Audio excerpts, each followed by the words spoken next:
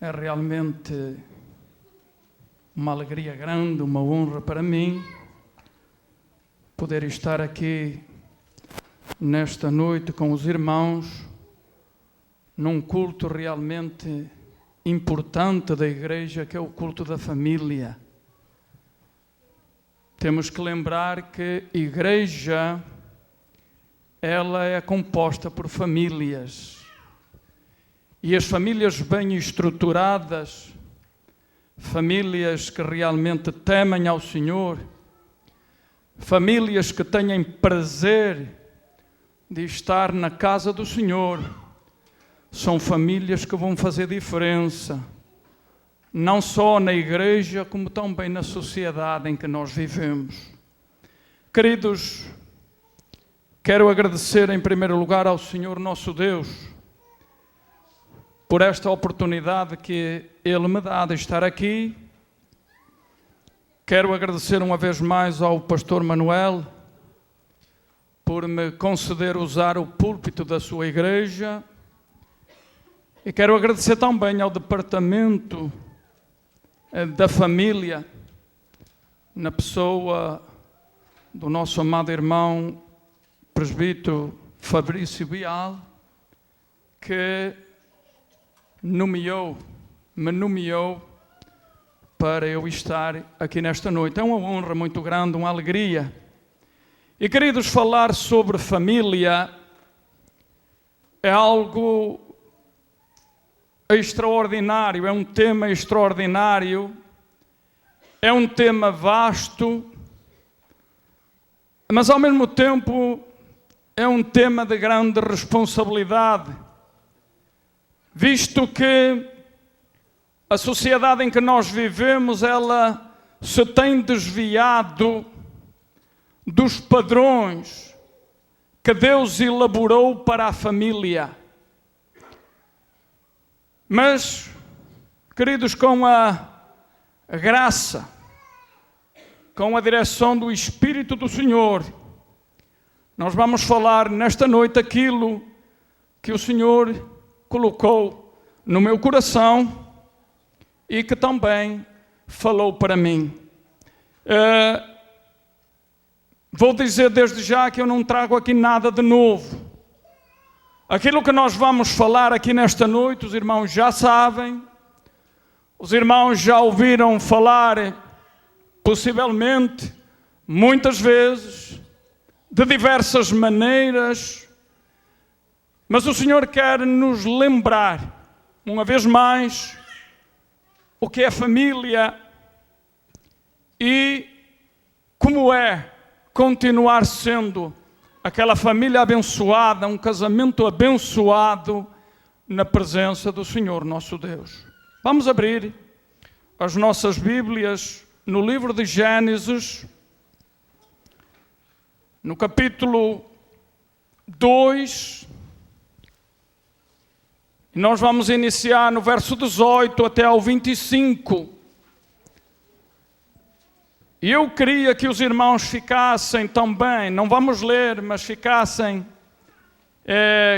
com atenção a outros versículos, outras passagens que eu vou citar, que nós iremos falar ao longo desta mensagem. Gênesis 2, 18 a 25 é o que vamos ler. Depois Marcos 10, de 6 a 9, que não vamos ler. E Efésios 5, 22 a 33 e 6, 1 a 4, que nós iremos meditar um pouco sobre estas passagens. Vamos ler então Gênesis 2, 18 a 25. Se os irmãos quiserem ficar de pé para lermos a palavra do Senhor, diz assim a Escritura Sagrada: E disse o Senhor Deus: Não é bom que o homem esteja só.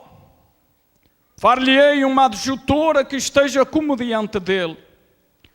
Havendo, pois, o Senhor Deus formado da terra todo o animal do campo e toda a árvore dos céus, os trouxe a Adão para este ver como lhes chamaria. E tudo o que Adão chamou a toda a alma vivente, isso foi o seu nome. E Adão pôs os nomes a todo o gado, e às aves dos céus, e a todo o animal do campo. Mas para o homem não se achava adjutora que estivesse como diante dele. Então, o Senhor Deus fez cair um sono pesado sobre Adão, e este adormeceu. E tomou uma das suas costelas e cerrou a carne em seu lugar. E da costela que o Senhor Deus tomou do homem, formou uma mulher e trouxe-a a Adão. E disse a Adão: esta é agora osso dos meus ossos e carne da minha carne. Esta será chamada varoa, porquanto do varão foi tomada. Portanto, deixará o varão o seu pai e a sua mãe, e apegar-se-á à sua mulher, e serão ambos uma carne. Oremos ao Senhor. Maravilhoso Deus, louvamos e engrandecemos o Teu nome, Senhor. Senhor, continua na direção deste culto e fala conosco nesta noite uma vez mais, Senhor. É a nossa oração com ações de graças, em nome do Senhor Jesus. E a igreja do Senhor disse: amém. Os irmãos podem tomar assento. Queridos, normalmente o arquiteto é conhecido pelas obras que desenha. Fica famoso pela beleza que coloca na sua arquitetura. Em Portugal, por exemplo, nós temos um arquiteto famoso chamado Cisa Vieira. No Brasil, faleceu há pouco tempo um arquiteto também famoso, com cerca de 105 anos, chamado Oscar Niemeyer. A Bíblia Sagrada, queridos, fala de um arquiteto por excelência, que desenhou, arquitetou e criou a obra mais perfeita, a obra mais bela, até hoje construída, que é a família. Família é projeto de Deus. Família é arquitetura do Senhor nosso Deus. E ela é tão importante, queridos, que o arquiteto Deus colocou nos membros da família uma beleza tão grande que se chama imagem do Criador. Imagem do arquiteto. É o carimbo do arquiteto que está ali. É aquilo que faz, queridos, a diferença na arquitetura, na beleza do ser humano. É a imagem do Senhor nosso Deus, do Criador. E só porque ser criação de Deus, a família é o núcleo da sociedade mais atacado por Satanás. Por quê? Porque é a criação de Deus. E, queridos, o inimigo, ele não pode atacar de forma alguma a Deus. Não tem como a criatura atacar o Criador. Então o que é que ele faz? Ataca a sua imagem. Ataca a família. Aquilo que ele criou, aquilo que ele uniu. Aquilo que ele fez com os maiores, os mais perfeitos, os mais belos detalhes. É a família, querido. Há uma orquestração do mal contra a família. Porque o inimigo sabe que destruindo-a, ele atinge a sociedade e atinge também uma família de famílias que se chama Igreja do Senhor Jesus Cristo. A igreja é composta por famílias. Família, queridos, ela começa com o casamento. Está lá em Gênesis, na passagem que nós lemos. E é precisamente, querido, sobre o casamento que eu gostaria de me focar hoje. O casamento não foi uma conveniência, nem tão pouco criado por qualquer cultura. Casamento, ele foi instituído por Deus e possui alguns aspectos básicos que nós vamos hoje, durante esta mensagem, falar. Segundo a Bíblia, quando duas pessoas se casam, estabelecem uma unidade. A Bíblia diz que serão ambos uma só carne.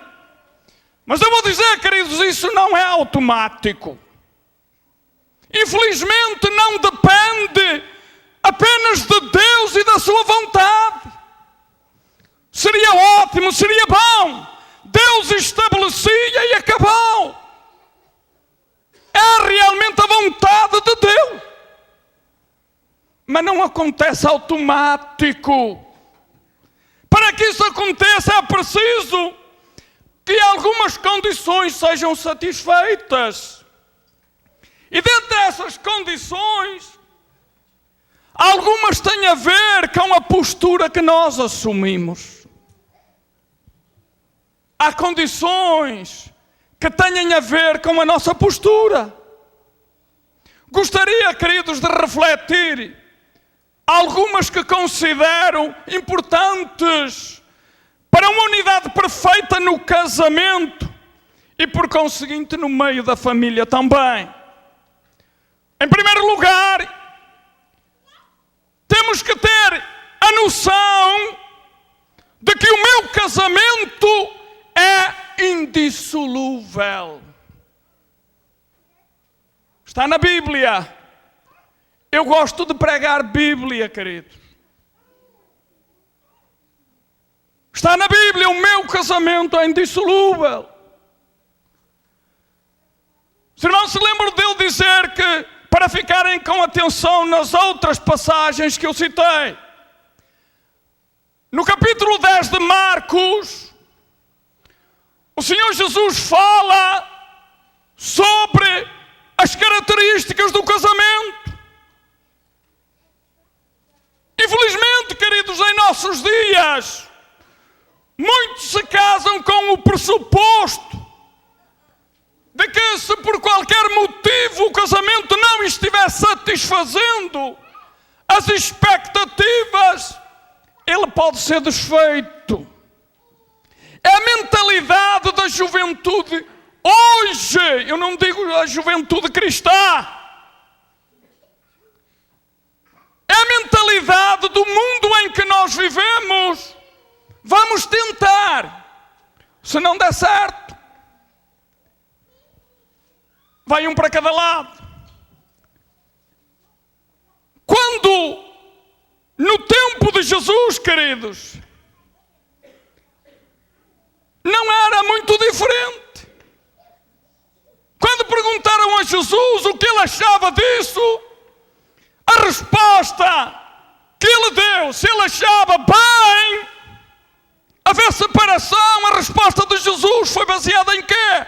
Na situação que a sociedade passava, ou baseado na palavra de Deus? Queridos, nós somos cristãos. Somos cristãos. Nós gostamos da palavra de Deus. Ela é a regra de base para a nossa vida. Então eu vou continuar pregando. Nos tempos de Jesus não era diferente. Jesus, ele falou baseado na palavra, não nas circunstâncias que a sociedade passava. Queridos, o homem sem Deus diz que quando surgirem os problemas, não se preocupem, eles virão. Mas vocês terão inúmeras opções para resolvê-los. Mas prestem atenção, queridos. Eu e você somos cristãos. Eu e você somos famílias fundamentadas no Evangelho. Eu e você somos família de Deus. Aceitamos Jesus como Senhor e Salvador da nossa vida. Então, separação não pode ser encarada como uma solução para o nosso problema. Não pode.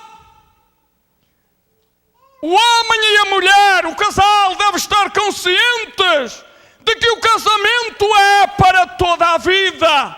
E eu agora vou falar um pouco para os jovens. Família, ela é formada pelo casal, é formada por pais e filhos. Queridos, vocês que são jovens e são adolescentes, vocês que estão pensando em se casar num futuro próximo, estão pensando em formar uma família,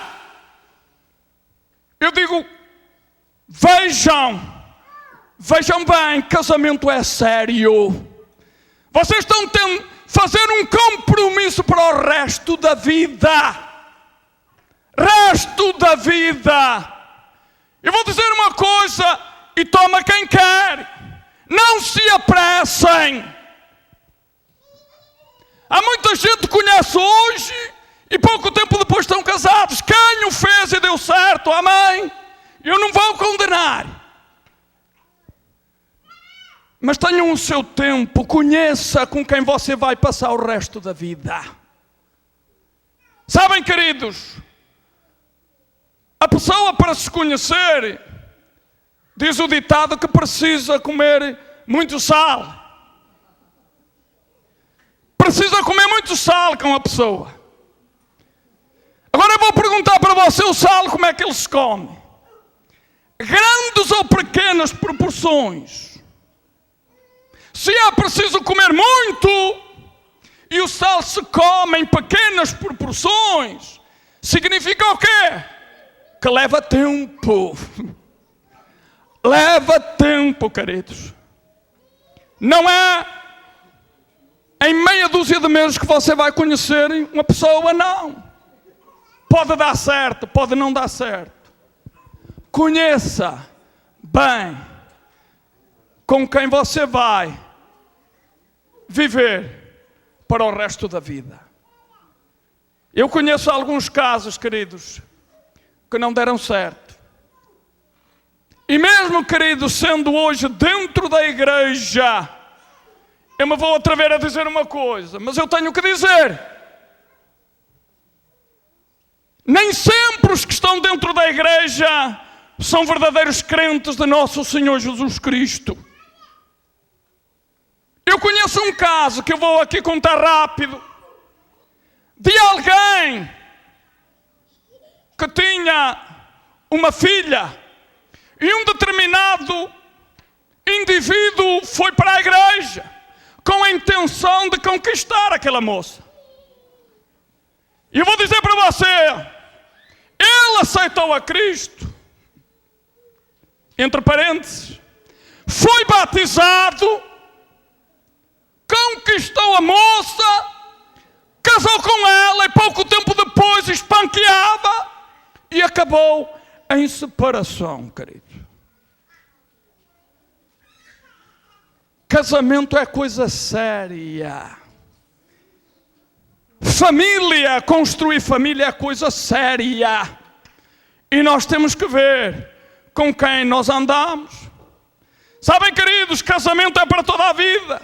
E a determinação de Deus é muito clara. No versículo 8 diz que os dois tornaram-se um.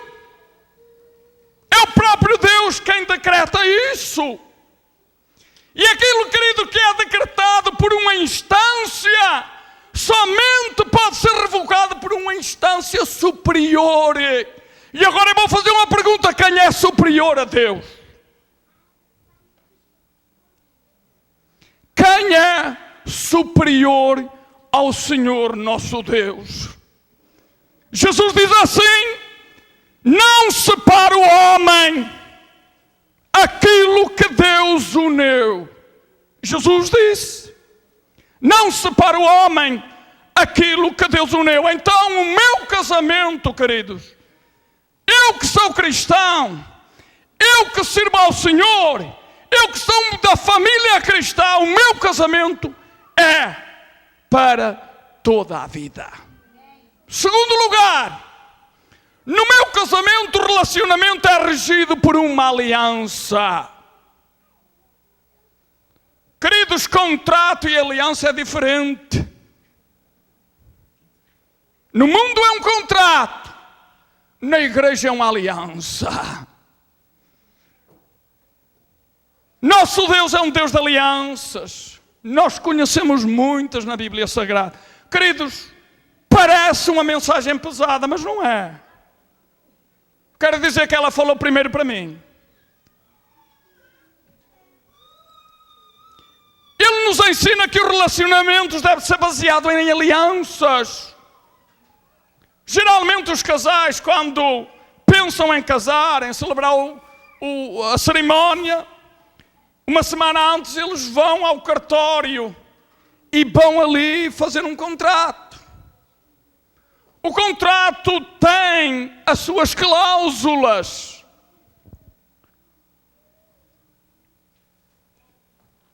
Ele registra os direitos entre as partes e diz que quando uma das partes não se sente satisfeita com o que foi acordado e registrado, pode requerer a anulação do contrato ou a rescisão do mesmo. Isto é o contrato que é regido sobre a lei regente no país. Entretanto, há uma diferença entre o que é aceitável legalmente e o que é aceitável moralmente. Há uma diferença. O casamento legalmente é um contrato. Agora eu vou fazer uma pergunta: imoralmente e diante de Deus? O que é o casamento diante de Deus? O casamento, segundo a ótica cristã, ele não é regido por um contrato, ele é regido por uma aliança. Quando nós nos casamos, estamos estabelecendo uma aliança entre nós, entre o casal e entre Deus. Uma aliança entre nós e Deus.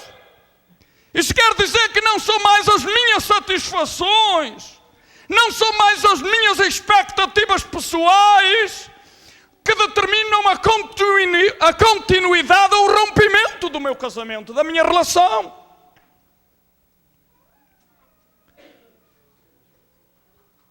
O marido não vai deixar de amar a esposa só porque ela deitou um pouco mais de sal na comida.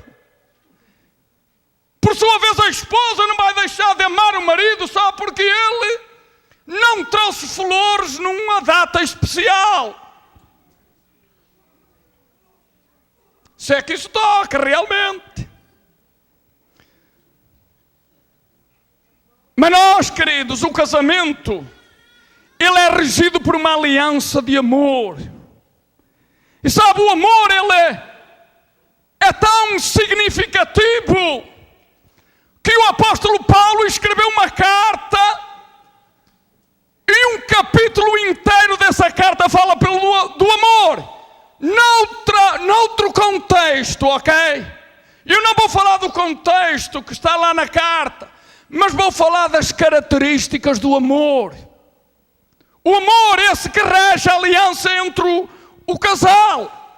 A Bíblia diz que lá em 1 Coríntios capítulo 13, os irmãos sabem todos, que esse amor é caracterizado primeiro, é paciente. Os irmãos sabem o que é paciência. Sabe, hoje vivemos numa sociedade em que se ferve em pouca água. Se perde a paciência muito facilmente.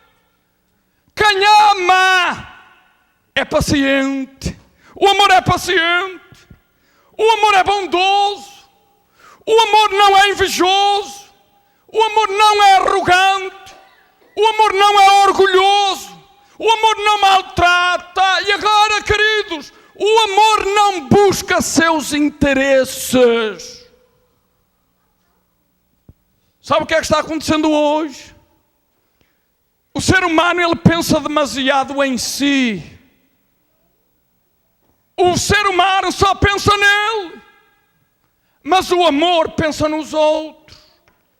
O que é que o outro vai sofrer se isto acontecer? O amor pensa primeiro nos outros, queridos. Pensa nos filhos.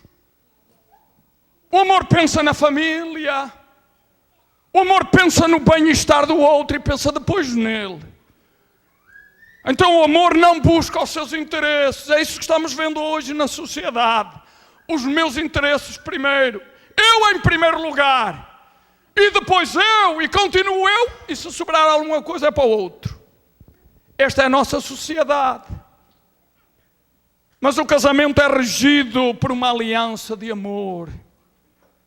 De bem-estar do próximo.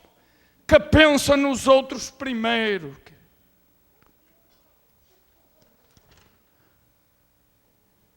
Quando surgem as situações de conflito, lembremos que nem nós nem o outro chegamos ainda lá, queridos.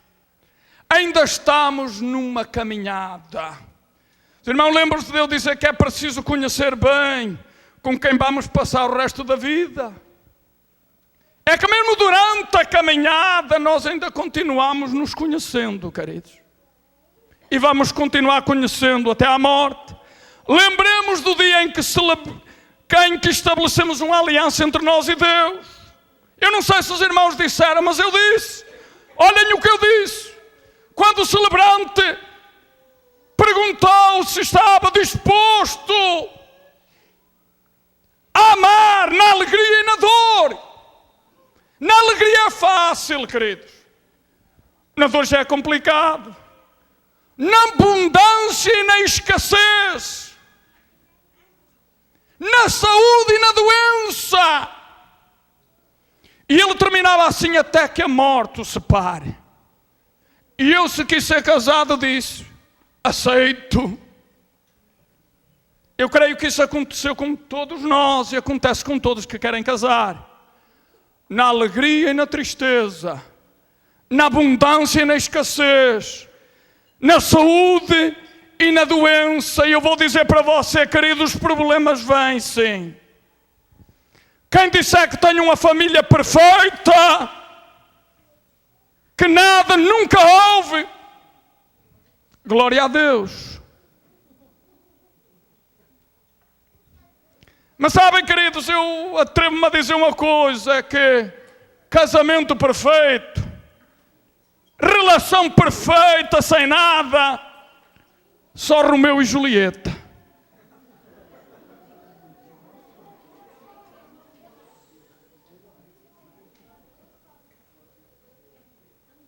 Se eu estou falando alguma coisa que não devo, os irmãos me perdoem, tá bom? Mas há problemas, há situações. Mas quando nós temos um compromisso com Deus, assumimos aquilo que nós dissemos perante Deus, buscamos a direção de Deus, temos compromisso com a palavra de Deus, nós vamos chegar lá. Nós vamos chegar lá. O nosso casamento é uma aliança entre nós e com o Deus, o Senhor nosso Deus. Em terceiro lugar, no meu casamento, responsabilidade vem antes do de direitos.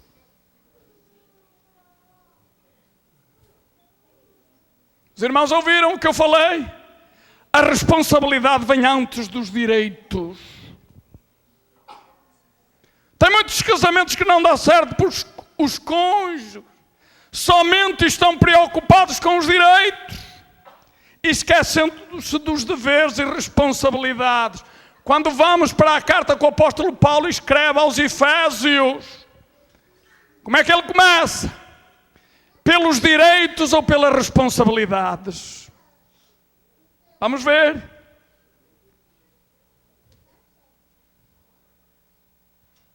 Capítulo 5, Verso 22, vós mulheres, sujeitai-vos a vosso marido. Começa pela responsabilidade. Queridos, eu não venho aqui para atacar ninguém. Não é o que eu quero, não é a minha intenção. Mas há realmente muitos fracassos na vida conjugal por falta de submissão um ao outro. Falta de submissão. Há anos atrás houve uma revolução social chamada emancipação feminina. Eu não estou atacando as irmãs. Não quero, não é aquilo que eu vou falar, não é atacar ninguém. O que é certo é, por falta de submissão hoje, é que muitas relações vão fracassando. Por quê? Há igualdade de direitos, amém. São os dois uma carne. Casamento é para ser guiado por dois. É isso que a Bíblia mostra. Mas, queridos, corremos um risco com isso. É que hoje a esposa e o marido têm que trabalhar. Têm que trabalhar. Infelizmente vivemos num mundo que os dois têm que trabalhar. Não é o plano original de Deus. Mas a situação da vida assim o permite. Acontece, porém, que muitas das esposas hoje ganham muito mais do que o marido. Amém por isso. Graças a Deus por isso.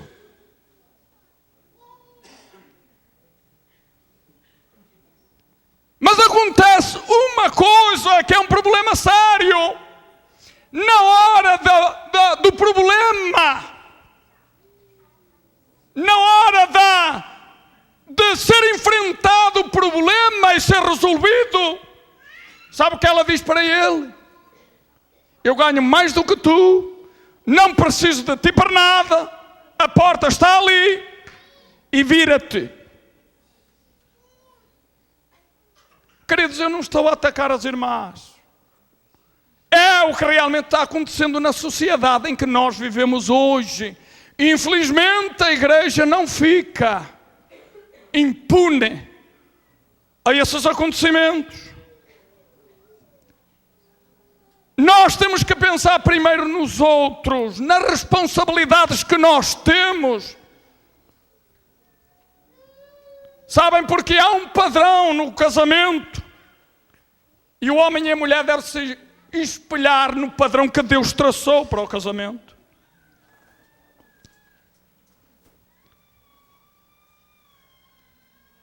Como podemos ter sucesso no casamento e por conseguinte uma família feliz e abençoada? Eu vou concluir com isto, queridos.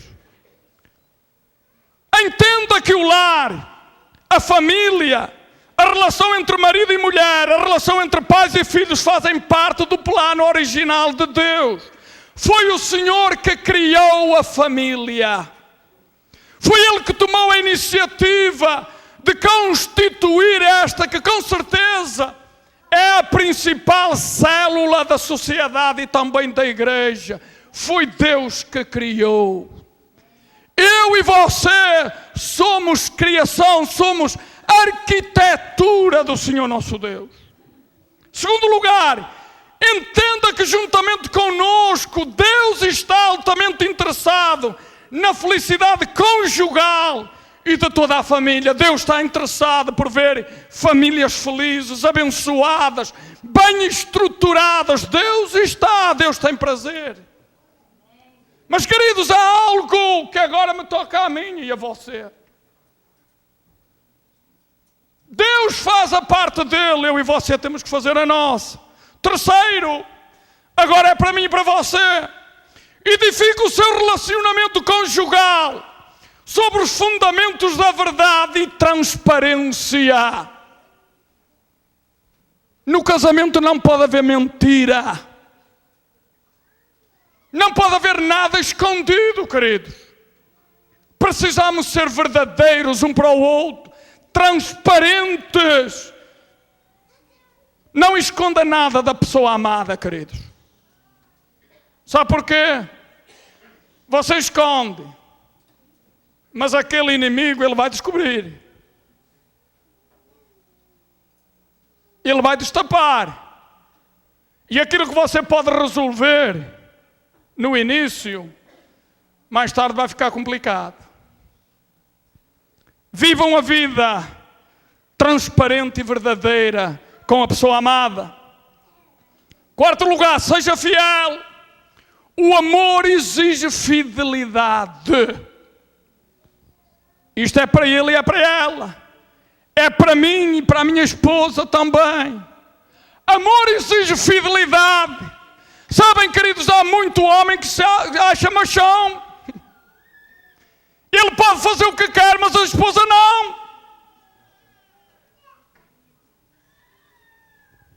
São os dois uma só carne.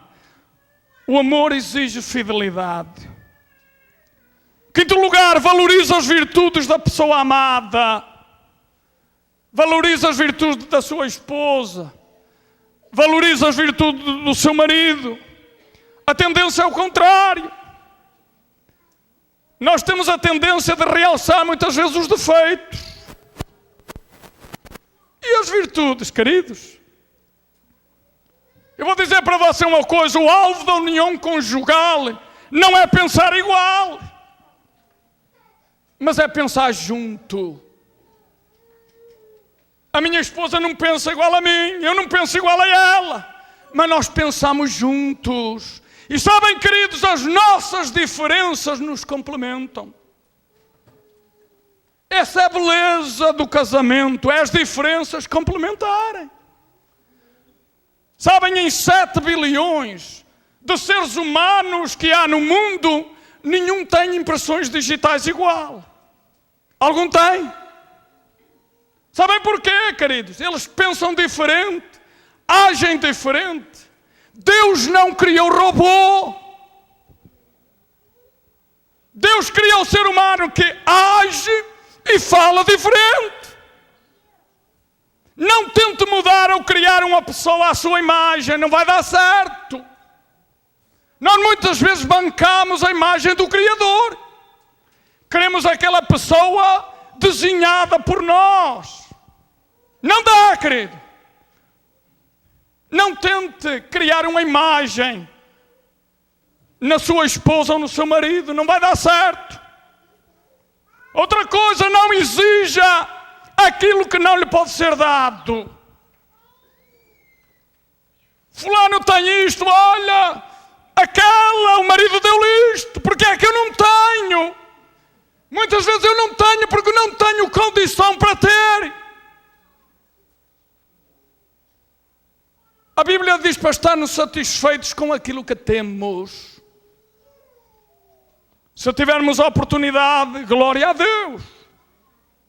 Se eu não tiver a oportunidade, vou estar satisfeito com aquilo que eu tenho, com aquilo que Deus me deu.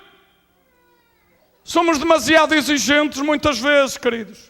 Precisamos aprender o princípio da tolerância.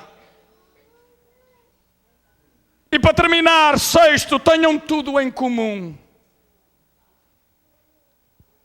Querem um casamento duradouro? Tenham tudo em comum, queridos. Sonhos em comum, alvos em comum, planos em comum, objetivos em comum. E eu vou dizer a última coisa também em comum, o dinheiro em comum também. O dinheiro, queridos, é um problema sério que tem dividido muitas famílias. E eu vou dizer uma coisa que eu ouvi alguém falar. Eu caso, o meu marido trabalha, paga os bilhos, o meu dinheiro é o meu dinheiro, é meu. Tenha tudo em comum, queridos. Carteira separada é falta de confiança. E onde falta a confiança num casamento, está condenado ao fracasso. Eu vou dizer uma coisa para os irmãos. Eu, na minha casa, tenho 2 carteiras. Aliás, temos mais. Mas temos 2. É da minha esposa e é minha, mas o dinheiro é dos 2. O dela é meu e o meu é dela. Quando eu preciso, eu vou lá se eu não tenho. E quando ela precisa e não tem, vem procurar a outra carteira.